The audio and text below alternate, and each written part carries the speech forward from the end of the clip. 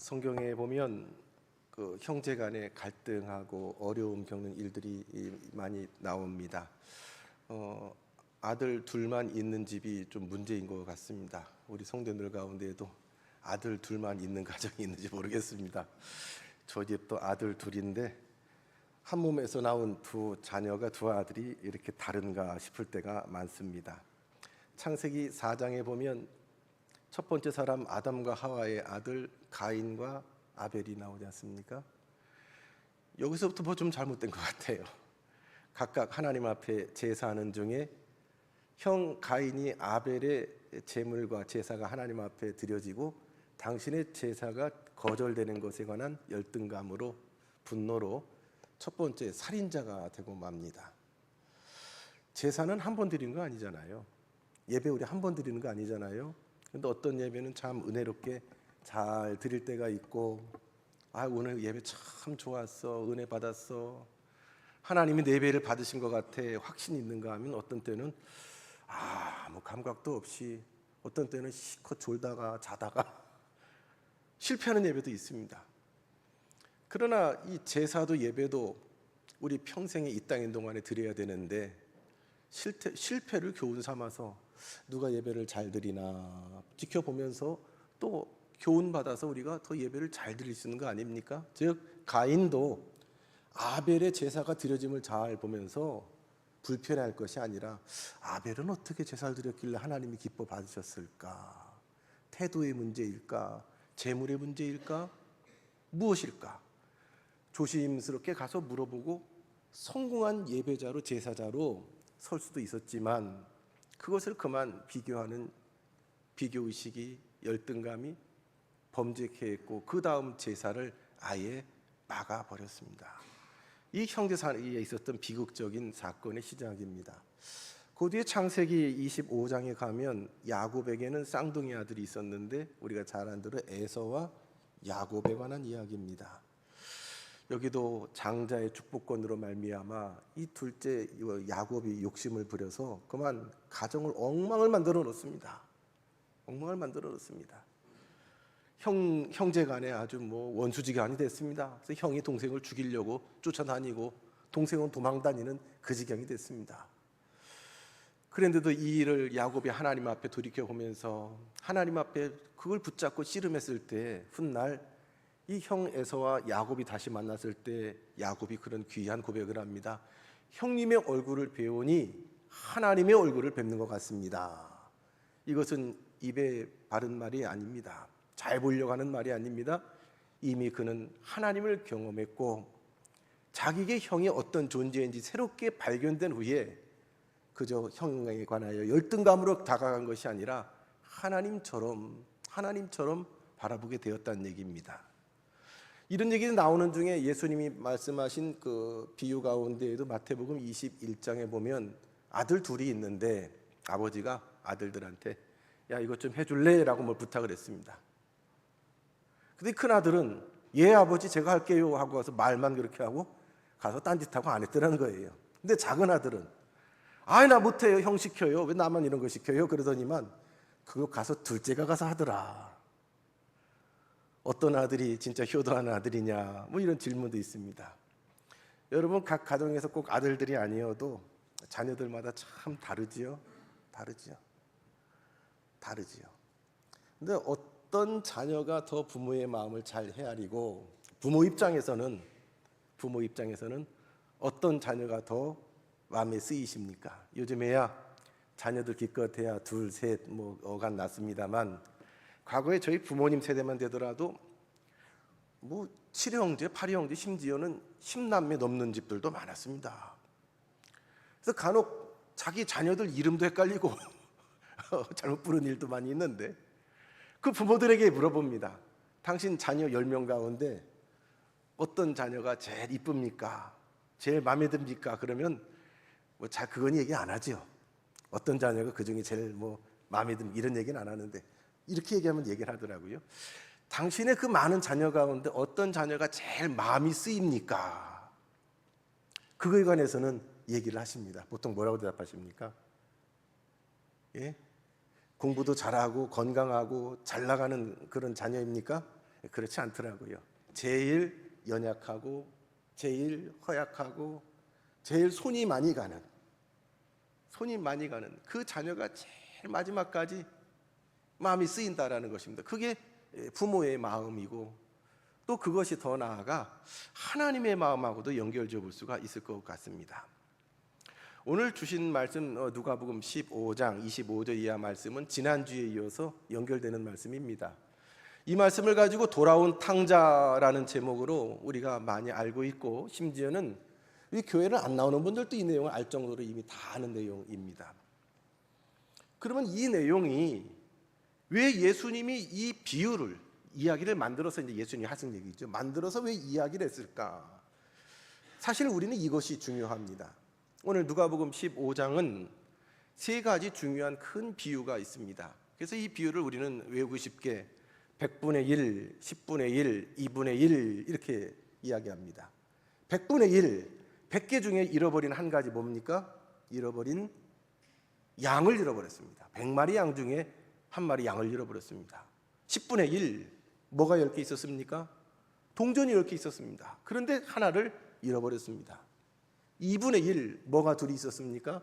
아들이 둘 있었는데 그만 한 가지를 잃어버렸습니다.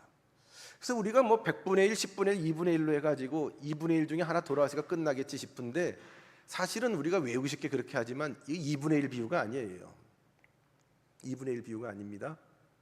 오늘 본문을 우리가 온전히 잘 꿰뚫어 안다면은 이 아버지는 둘 다 잃어버렸습니다. 그래서 오늘 이 본문을 가지고서 목사님들이 설교할 때에 뭐 집 나간 탕자, 돌아온 탕자 이렇게도 하지만 이런 제목들을 많이 붙여 설교하셨어요. 집 나간 탕자, 집 안의 탕자, 돌아온 탕자, 돌아와야 할 탕자. 지난주 우리가 나눴던 말씀이 집 나간 탕자의 집으로 돌아가는 길이라면 오늘 말씀은 돌아와야 할, 이미 옆에 있지만 완전히 도착하지 않은, 옆에는 있는데 그곳에 도착하지 않은 돌아와야 할 탕자입니다. 지난주 말씀 우리가 다 압니다. 작은 아들이 아버지로부터 분깃을 받아서 그걸 가지고 밖에 나가서 호랑방탕하게 다 썼습니다. 그래서 그 사람을 우리는 탕자라고 합니다. 이 탕자라는 한자를 보니까 자자는 아들 자자고요. 탕자가 방탕할 탕자입니다. 방탕, 소비하고 쏟아부을 탕자입니다. 뭐를 밖에 나가서 쏟아부었습니까? 물질을 쏟았지요. 아버지한테 받아가지고 아버지가 자녀들을 위해서 열심히 준비하고 수고한 그것을 자기 분깃을 받아서 자기 맘대로 자기 욕심대로 막 쏟아부었습니다. 짧은 순간에 확 쏟아부었습니다. 탕진했습니다. 그래서 탕자입니다. 그런 의미로 보면 집 안에 있는 맏아들, 큰아들은 아버지 옆에서 아버지를 도왔습니다. 오늘 본문 말씀 25절에 보면 자기 동생이 돌아왔을 때 이 아들은, 큰아들은 밭에 있었습니다. 아버지의 밭이요, 아버지의 땅이요. 그러나 그들 내일처럼 열심히 일구고 돌아왔다라는 겁니다. 이 큰아들은, 맏아들은 뭐를 탕한 게 없습니다. 쏟아놓은 게 없습니다. 그럼에도 불구하고 오늘 말씀에 보면 이제 집 안에 있는 또 다른 탕자의 모습을 볼 수가 있습니다. 무엇을 도대체 쏟았고 무엇을 회복해야 된다는 말입니까? 지난주 우리가 말씀을 나눴던 작은 아들은 물질을 다 쏟았어요. 탕진했어요. 젊은 날에 자신의 시간도 다 탕진했어요. 이거를 쓰니라고, 자기 욕심을 따라 정욕을 따라 쓰니라고 다 탕진해버렸습니다. 아무것도 없습니다. 시간도 지났습니다. 물질도 없습니다. 얻어먹을 것도 없습니다. 그럴 때 문득 그에게 주어지는 것이 한 가지가 있었는데, 다 쏟아부었는데 내게 아직 하나 있는데 그것이 아버지다. 아버지한테 가서 나 좀 도와주세요, 돈 좀 꿔주세요가 아니에요. 나 같은 사람을 아들로 부어줬던, 이 내게 분깃을 주면서 끝까지 나를 바라보려던 그 아버지의 눈빛과 표정을 그제서야 다 잃어버린 후에, 물질과 시간과 생명의 것들을 다 탕진한 후에 비로소 아들은, 그 작은 아들은 아버지의 마음을 얻었습니다. 찾았습니다. 더 이상 물질은 잃어버렸지만 그는 탕자가 아니었습니다. 거지 몰골로 아버지 있는 집으로 돌아왔지만 아버지의 마음을 찾고 아버지의 눈빛의 의미를 알고 돌아온 그 아들을 아버지는 탕자라고 말하지 않습니다. 내 아들이 죽었다 살아 돌아왔다라고 아들로 받아들였습니다. 왜냐하면 그의 눈빛에는 아버지라고 하고 있기 때문입니다. 그의 표정으로 그간 없었던, 보지 못했던 자녀됨과 아버지됨의 의미를 발견하고 돌아왔기 때문입니다. 오늘 말씀을 보면 탕자는 이 물질을 잃어본 것이 탕자가 아니에요. 아버지의 마음을 알지 못하고 깨닫지 못하고 허랑방탕하게 아버지를 이용했던, 그렇게 살았던 죄인을 의미합니다. 우리는 하나님을 떠나 짐승처럼 때로는 살았습니다. 그렇지만 이 복음의 말씀을 듣고 하나님께 돌아왔습니다. 하나님은 돌아온 우리를 보고 아들로 딸로 자녀로 맞아주시고 우리를 크게 기뻐하십니다. 이 하나님의 기쁨을 알고 하나님을 아버지로 고백할 수 있는 사람이 하나님의 자녀인 줄로 믿습니다. 오늘 말씀은 극히 분노하고 있는 맏아들과 그 분노하여 떨고 있는 그 맏아들을 찾아가 이제 권면하고 있는 아버지의 이야기입니다. 형이 집으로 돌아온 동생의 이야기를 들었습니다. 그것도 밭에 있다가 기껏 열심히 아버지로 일하다가 집으로 돌아왔을 때에 그는 풍악과 춤추는 소리를 들었습니다. 우리가 성경 말씀을 우리가 바로 알려고 그러면 이 성경 안으로 우리가 들어가는 겁니다. 구약이면 구약시대의 그 상황으로 들어가는 겁니다. 예루살렘으로 또 애굽으로 가는 겁니다. 거기서 이제 그 사람들의 이야기를 듣고 그 사람들과 이야기하는 하나님의 음성을 듣는 겁니다. 신약도 마찬가지입니다.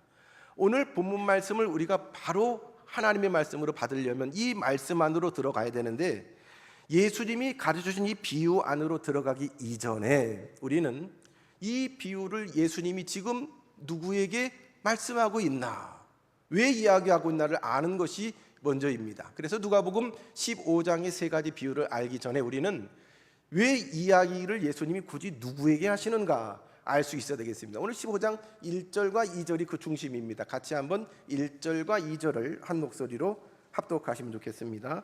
15장 1절과 2절을 같이 보십니다. 모든 세리와 죄인들이 말씀을 들으러 가까이 나오니 바리새인들과 서기관들이 수군거려 이르되 이 사람이 죄인을 영접하고 음식을 같이 먹는다 하더라. 아멘. 그리고 이제 3절에 예수께서 그들에게 이 비유로 이르시되 하면서 비유를 시작하는 겁니다. 자, 이 자리에 예수님이 계십니다. 예수님 주변에 제자들도 있겠지요. 그 앞에 두 개의 큰 무리가 있습니다. 예수님 옆에서 바짝 붙어서 지금 말씀을 듣고 있는 한 무리가 있습니다. 이 사람들이 누굽니까? 어렵지 않지요? 세리와 죄인들입니다. 각종 죄인들입니다. 사람들 앞에 존경받지 못하고 때로는 손가락질 당하는, 지탄당하는 죄인들입니다. 흉악범죄자들 수 있습니다. 과거에 어떤 죄가 드러나서 부끄럽게 사는 사람들도 있고 여기에 세리가 더해집니다. 세리는 요즘에 세무공무원 되기 힘들잖아요. 근데 뭐 세무공무원 정도가 아니라 물론 세금을 걷는 세무공무원도 같지만 이 사람들에게는 월급이 없어요.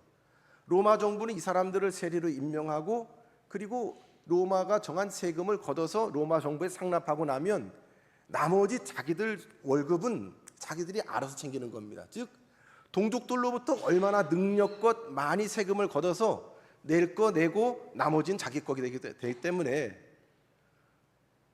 아주 그냥 악착같이 세금을 걷었습니다. 있건 없건 간에 이 사람들을, 동족들을 쥐어짜내서 얻어낸 만큼 자기 분깃이 되는 까닭에 이 세리들은 이스라엘 그 유대인 동족들로부터 지탄을 받았던, 손가락질을 받았던 사람들입니다. 그래서 이 세리, 죄인, 좀처럼 다른 사람들이 함께 하고 싶지 않은, 어울리고 싶지 않은, 같은 취급 당하고 싶지 않은 부류가 바로 이 세리와 죄인들입니다. 요즘 우리 사회로 치면 어떤 분들일까요? 어떤 분들하고 있으면 아유 저 사람들 있으면 나 안 가. 우리나라에 일하러 오신 외국인 노동자들일까요? 아니면 집이 없이 여전히 이 무더위 가운데 거리를 배회하는 노숙인들일까요? 그분들이 만약에 우리 교회 와가지고 자리를 탁 차지하고 뭐 잘 못 씻으니까 냄새도 나고 그러겠지요. 그러면 어떤 분은 저한테 와서 목사님, 저분들 좀 어떻게 해주세요. 저 같이 밥 먹겠습니까? 같이 예배 드리겠습니까? 그러지 않겠어요? 그 정도로 이 세리들, 죄인들은 이 유대인 공동체 안에서 기피하는, 어떻게 저런 사람들하고 같이 있어 급 떨어지게 하는 부류들이 이 사람들입니다. 그런데 이 사람들이 누구요? 예수님 앞에서 예수님이 그 사람들과 어울리고 있습니다. 예수님이 그 사람들에게 아무렇지도 않게 하나님 나라에 관한 이야기를, 진리의 복음을 전하고 있습니다. 그랬더니 가까이 오고 싶지만 가까이 오지 못하는 부류들, 바리새인들, 서기관들, 또 다른 부류들이 이제 예수님을 싸잡아서 비난을 합니다.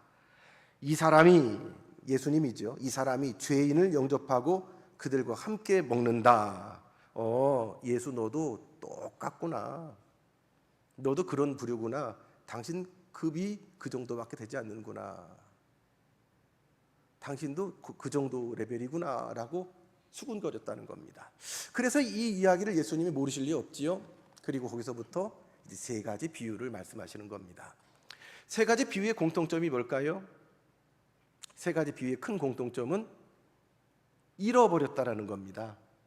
양도 잃어버렸고 동전도 잃어버렸고 아들도 잃어버렸습니다. 그보다 더한 공통점이 있습니다. 잃어버렸는데 그 잃어버린 것을, 그렇지요, 포기하지 않는다라는 겁니다. 양 100마리쯤 되면 99마리 돌보니라고 한 마리쯤이야 할 수도 있는데 주인은 결코 포기하지 않습니다. 동전 10개 중에 한 가니까 9개 있는데 하고서 그까짓 거 하지 않습니다. 포기하지 않습니다.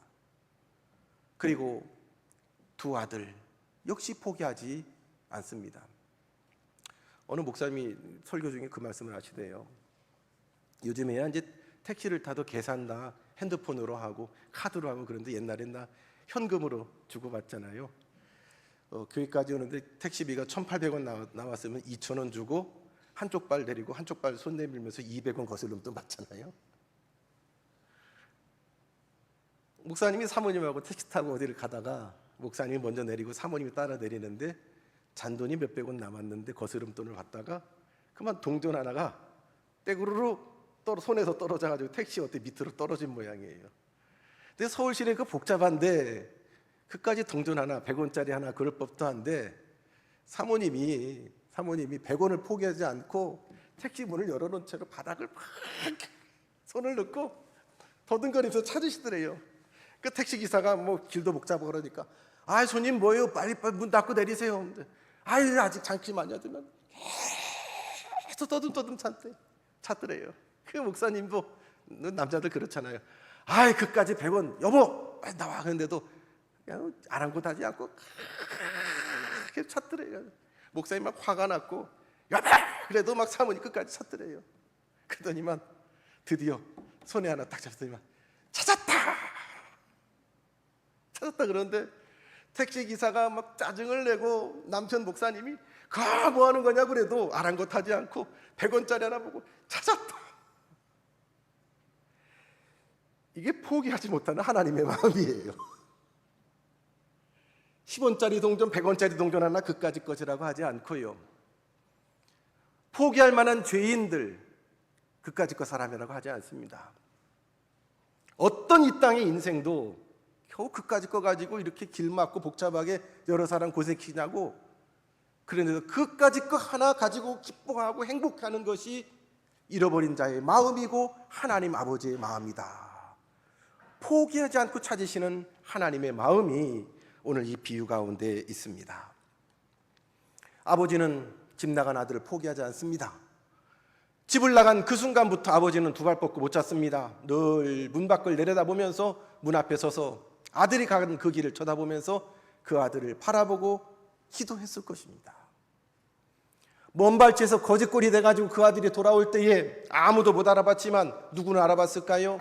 아버지는 한눈에 알아보고 달려가서 그 이름을 부르면서 아무개야 하고서 그 이름을 부르면서 그 아들을 안아주었습니다.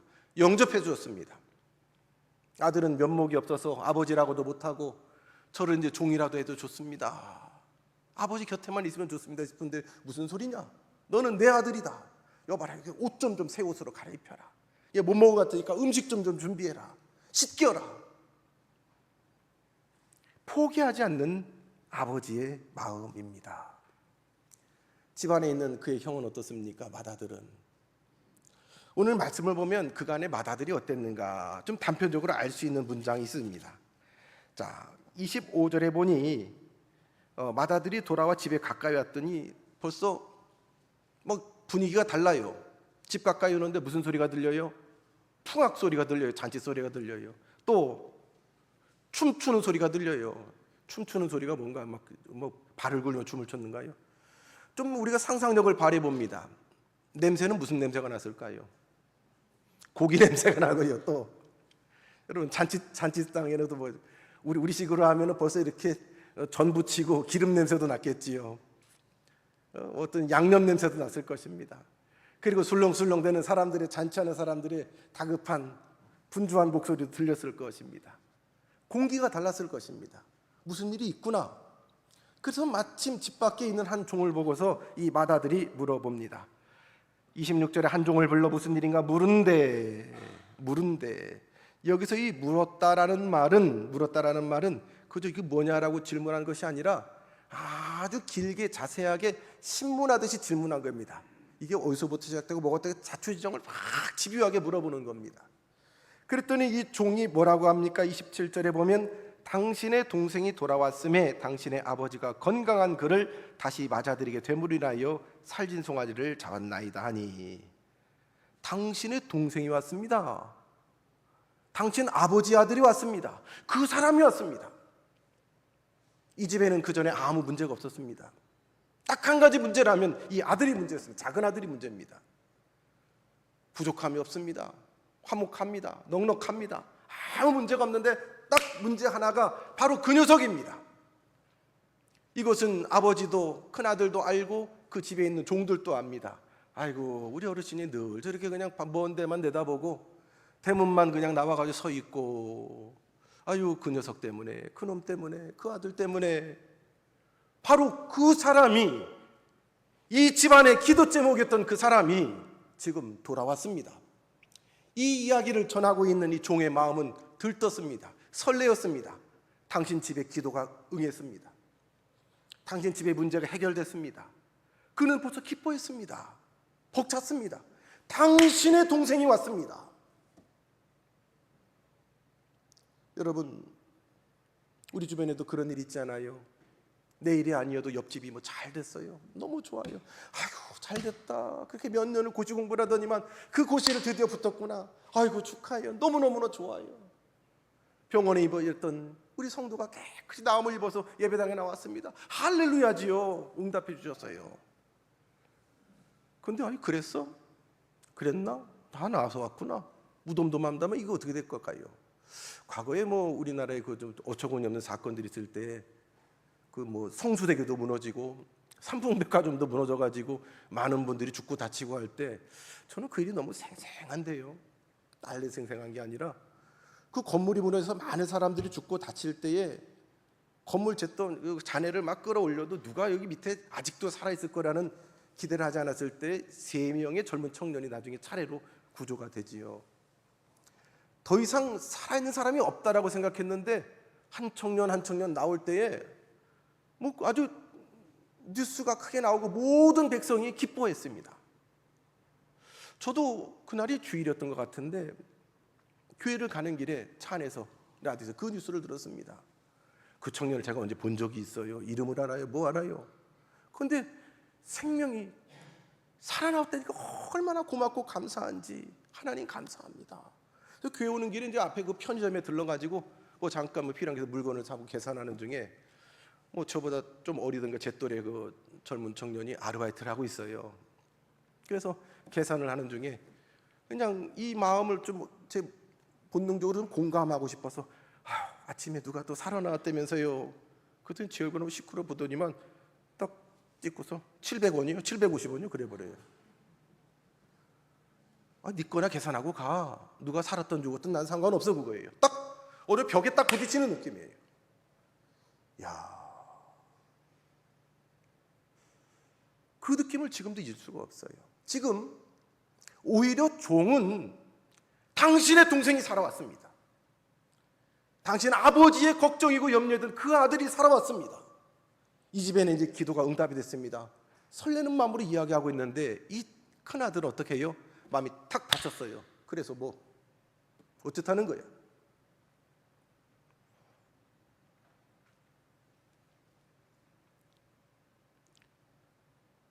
심지어는 그가 노예에서 들어가지 않았다. 화가 나가지고 들어가지 않았습니다. 이 노했다라는 그 히브리어 원어를 보면 오르기조라고 하는데, 원어로 하면은 콧구멍을 이렇게 벌렁거린다라는 뜻이 있어요. 여러분 가운데도 화나면 이렇게 코에 막 힘들어하는 분이 있어요. 화가 나면 얼굴이 붉어지고 막 말을 더듬고 심장이 뛰고 뭐 그러기도 하는데, 이거는 그냥 잠깐 화가 나서 확 격앙된 게 아니라 그 밑에서부터 쌓였던 오랜 분노가 지금 한꺼번에 폭발하는 그런 원어적인 의미가 있습니다. 깊이 쌓인 이 맏아들의 분노와 노여움이 지금 폭발하고 있습니다. 주체 못할 정도로 폭발하고 있습니다. 여러분, 너무 화가 나가지고 그 분노가 나를 완전히 주장하는 분들이 있지요. 참 그때가 위험해요. 우리 화날 때 있어요. 성질 날 때 있지요. 그런데 그 성질 날 때 성질 난다고 막 하고 싶은 말 하고 행동해버리면 그 다음에 수습이 안 돼요.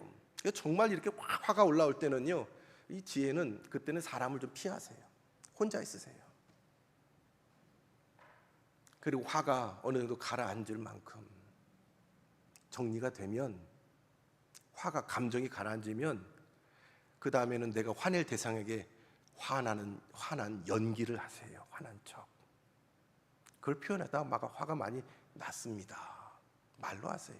화가 난다고 막 아무 말이나 욕해대고 멱살 잡고 흔들어 버리면 이거는 제대로 문제를 해결할 수가 없습니다. 지금 이 아들은 어쩔 줄을 몰라 하고 있습니다. 너무 화가 나가지고 이대로 지금 이 큰아들은 집을 나갈 판입니다.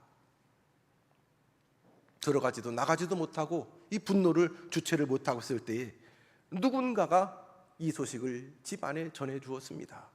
큰아들이 화가 나서 집 안으로 들어가지 못하고 있다는 이야기입니다. 그때 그 이야기를 듣고 아버지가 나왔습니다.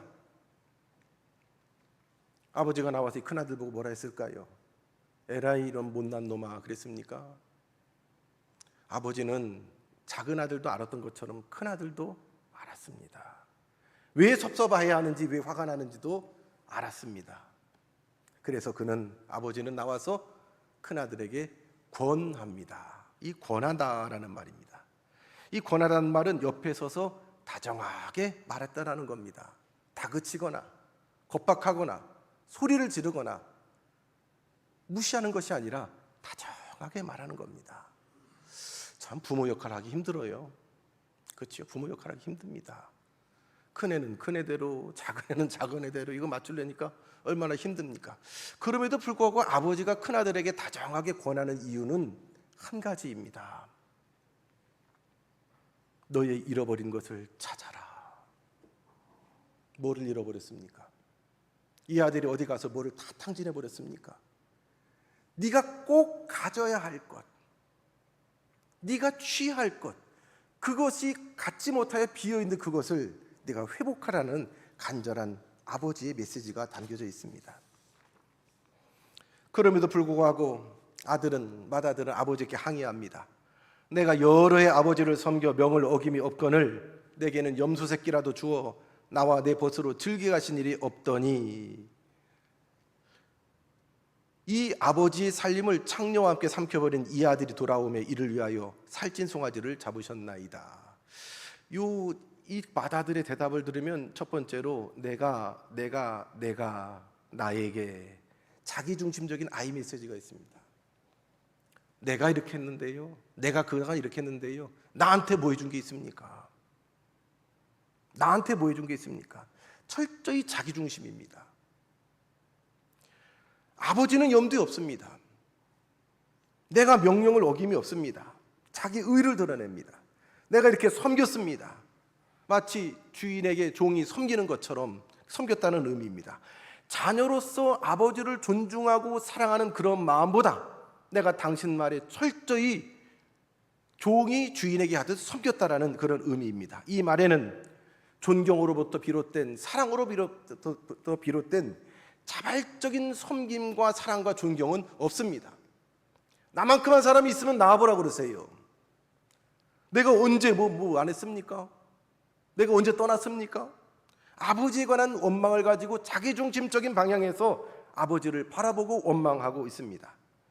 이 모습은 의무감으로 하나님을 섬겼던 서기관과 바리새인들의 모습을 단적으로 보여주고 있습니다. 하나님 아버지에 관한 인격적인 교제와 온전한 예배와 제사보다 율법을 문자적으로 지키기에 급급했던 아버지 하나님에 관한 사랑이 없이 의무적으로 명령인 율법을 지키고 사람들 앞에 드러내려고 했던 바리새인과 서기관들의 모습을 그대로 마다들의 모습을 통하여 드러내고 있습니다. 유대인들은 이런 생각을 가지고 스스로 자기들을 의롭게 여겼습니다. 그리고 그렇지 않은 죄인들을 철저히 무시했습니다. 자기 행위를 내세우며 그리고 스스로를 의롭게 여겼습니다. 나아가 마다들은 그 작은 아들을 영접하는 아버지를 탓하기 시작했습니다. 나한테는 염소 새끼 하나 준 적 없으면서 왜 저런 녀석에게는 송아지를 잡아주냐고 불평했습니다. 더 나아가 아버지의 살림을 창녀들과 함께 삼켜버린 이 아들이 돌아오매 이를 위하여 살진 송아지를 잡으셨나이다. 이 아들이 재산 탕진한 건 많은데 창녀와 함께 했다는 어떤 내용은 없어요. 어쩌면 자기 생각일 가능성이 많아요. 아마 못된 짓 했을 겁니다. 매춘부들하고 그 돈 펑펑 쓰면서 그렇게 썼을 겁니다. 추측입니다. 불편한 추측까지 곁들여서 자기 동생을 동생이라고 말하지 않고 당신의 아들이라고 표현합니다. 나와는 무관하다는 겁니다. 당신 아들이지 나랑 무관하다는 겁니다. 이 아들, 당신의 아들입니다. 형제로 취급하지 않습니다. 세리와 죄인을 용납하지 못하고 저 사람들, 저런 사람들이라고 말하던 바리새인과 서기관들의 모습과 일치합니다. 이렇게 마다들은 아버지가 잘못했다고 감히 아버지를 비난했습니다. 이때 아버지는 엄하게 마다들을 꾸짖거나 책망할 수도 있었습니다. 그러나 아버지는 그 큰아들에게 인자하고 그 사랑이 많은 하나님 아버지의 마음으로 그 아들이 잘 알아들을 수 있도록 타일렀습니다. 아버지는 이제 큰아들에게 마다들에게 이렇게 이야기합니다. 예, 너는 항상 나와 함께 있으니 내 것이 다 내 것이로 돼. 이 내 동생은 죽었다가 살아났으며 내가 잃었다가 얻었기로 우리가 즐거워하고 기뻐하는 것이 마땅하다. 죽었다가 살아났다. 죽었다가 살아났다. 우리가 즐거워하는 것이, 기뻐하는 것이 마땅하다라고 아버지는 이야기합니다. 그리고 아들에게 초대합니다. 얘야, 들어가자. 들어가서 함께 즐거워하며 함께 기뻐하자. 아버지는 큰아들에게 그렇게 권면하고 있습니다. 오늘 말씀을 보면 이 자리에 있는 우리는 집 안에 있는 맏아들과도 같습니다. 집 밖을 나가서 많은 것을 잃어버리고 집 밖에서 배회하는 집 나간 작은 아들과 같은 성도도 있고 집 안에 있는 맏아들과 같은 우리 성도들도 있습니다. 우리는 이 안에서 주님을 찬송하고 예배하고 또 주님의 몸된 교회를 섬깁니다. 그러나 때로는 작은 아들이 돌아왔을 때에 우리 주님이 기뻐하시는 그 기쁨과 감격을 같이 누리지 못하는 맏아들의 모습을 우리가 갖고 있지 않나 돌아봐야 될 것입니다. 오늘 잃어버린 세 가지 비유의 마지막 부분에 그 비유의 끝에 예수님은 그 교훈 한 가지씩 주님이 당신의 말씀을 담는데 15장 7절에 보면 내가 너희에게 이르노니, 이제 주님의 말씀입니다. 15장 7절에 보면 내가 너희에게 이르노니 이와 같이 죄인 한 사람이 회개하면 하늘에서는 회개할 것 없는 의인 99으로 말미암아 기뻐하는 것보다 더하리라. 죄인 하나가 회개하면 하늘에서는 99명의 의인보다 더 기뻐한다. 이것이 우리 하나님의 마음입니다. 또 10절에 보면 내가 너에게 이르노니 이와 같이 죄인 한 사람이 회개하면 하나님의 사자들 앞에서 기쁨이 되느니라. 하나님의 사자, 천사들과 함께 하나님께서 기뻐하신다라는 것입니다. 그런 얘기가 있지요. 한 영혼이 그 죄를 하나님 앞에 회개하고 하나님의 백성 되었을 때에 천국에서는 갑자기 사이렌을 울리면서 모든 것이 멈춰진답니다. 그리고 방송이 나온대죠. 성도 여러분, 기뻐해 주십시오. 지금 대한민국 부천시 어디에 사는 아무개가 자기의 모든 죄를 회개하고 죄 사함을 받아서 하나님의 자녀가 되었습니다. 그 방송이 나가면 천국에 있는 모든 천국 시민이 와 하고서 박수를 치고 하나님께 영광 돌린다는 거 아닙니까? 오늘 그 말씀과 상통합니다. 죽은 줄 알았던 그 아들이 돌아왔습니다. 우리가, 아버지와 아들이, 그 집에 있는 모든 사람들이 들어가서 함께 기뻐하는 것이 마땅하지 아니하냐. 부모의 기쁨은 자녀들 각자가 잘 되는 것 부모의 기쁨이지요. 그렇지요? 우리 딸이 어떻고 우리 아들이 어떻고 얼마나 자랑스럽고 행복합니까? 믿음의 길 잘 가는 것도 기쁨이지요. 그러나 못지않은 부모의 기쁨이 있습니다. 시편 133편 1절에 보면 형제가 연합하여 동거함이 어찌 그리 선하고 아름다운가. 어찌 그리 선하고 아름다운가. 여기서 형제는 누굽니까? 내 옆에서 나랑 늘 전화하고 나랑 이른바 코드도 맞고 급이 맞는 사람들이 내 형제들입니까? 만약에 이 말씀을 듣고 바리새인과 서기관과 바리새인들이 세리와 죄인들을 찾아가서 그들과 더불어 어깨를 감싸고 주님의 말씀을 아멘으로 듣다면 이곳이 곧 하나님 나라입니다. 이분들 들으라고 주님은 지금 이 비유를 말씀하고 있는 것입니다. 이 사람들과 함께 기뻐하는 것, 도대체 품어낼 수 없는 그 사람들을 주님이 품으시기 까닭에 주님의 마음으로 같이 기뻐하고 형제됨을 기뻐하고 찬송하는 것, 이것이 주님의 기쁨이 될 것입니다. 첫째 아들은 둘째 자기 동생을 영접하지 못했습니다. 첫 번째 이유는 아버지의 마음을 알지 못했습니다. 관심이 없었습니다. 그저 아버지를 통해서 내가 이제 둘째가 갔으니까 뭐를 받아야지. 아버지에게는 관심이 없어요. 아버지 손에 달려있는 그것 관심이 있어요. 지금 요즘 우리 시대도 그 비극 아닙니까? 부모의 마음, 부모의 사랑, 부모님 그보다 때로는 부모로부터 불려받을 분깃, 그것을 바라보는 까닭에 때로는 형제간에 갈등하고 고소고발하는 일도 우리 사회는 있지 않습니까? 이 큰아들은 아버지를 잃어버렸습니다. 아버지의 마음이 없었습니다. 그런 의미에서 집안에 있었지만 큰아들은 탕자입니다. 큰아들은 자기 동생을 비교의 대상으로 삼았습니다. 혼자 있을 적에는 문제없이 밭에서 열심히 일했습니다만 그 아들이 돌아왔다 하니까, 동생이 돌아왔다 하니까 거기서부터 문제가 생겼습니다. 비교 때문에 문제가 됩니다. 형제들 간에 왜 에서와 야곱 간에 문제가 생깁니까? 왜 가인이 쩔쩔맵니까? 그저 예배 하나가 재물이 잘못돼서 쩔쩔매는 것이 아니라 문제는 같이 실패했으면 되는데 동생 아벨은 성공했단 말이지요. 여기에 문제가 되어버렸습니다. 아버지는 생명을 소중히 여겨서 죽은 자를 살리시는 분입니다. 그러나 맏아들은 생명을 놓쳤습니다. 둘째 아들은 죽었다 살아났고 생명을 사랑하는 아버지의 긍휼을 놓쳤다고. 그리고 또 생명을 놓치면 은혜를 누릴 수 없습니다. 생명을 놓치면 은혜롭게 우리는 믿음의 길 갈 수가 없습니다. 사랑하는 성도 여러분, 우리에게 주신 귀한 성도들, 우리에게 주신 귀한 지체들, 형제들, 이웃들은 하나님의 기쁨의 대상입니다. 포기할 수 없는 하나님의 사랑의 대상입니다. 하나님이 포기하지 않은 그 사람을 우리도 포기해서는 안 됩니다. 나도 포기하지 않는 하나님을 하나님이 저분도 포기할 리 없기 때문입니다. 그래야 그 죄인 한 사람이 돌아올 때 우리는 주님의 잔치에 같이 참석해서 주님의 기쁨에 같이 기뻐하고 즐거워하는 것이 마땅한 하나님의 자녀들의 삶입니다. 주님께서 허락하신 우리 이웃들을 돌아보시면서 그들이 주님 앞에 돌아오기를 기다리며 기도하며 중보하며 전도하는 우리 모두가 되기를 주님의 이름으로 축원합니다. 주님 곁에 있었지만 하나님과 무관하게 내가 원하는 것들 바라보며 기도하며 그것을 보고 알았던 내가 마다들과 같은 탕자였습니다.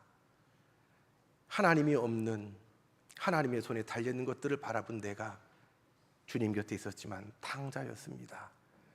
주님의 마음을 헤아려 주님과 더불어 울고 웃고 기뻐하며 즐거워할 수 있는 주님의 참 자녀 삼아 주시옵소서. 예수님 이름으로 기도드리옵나이다. 아멘.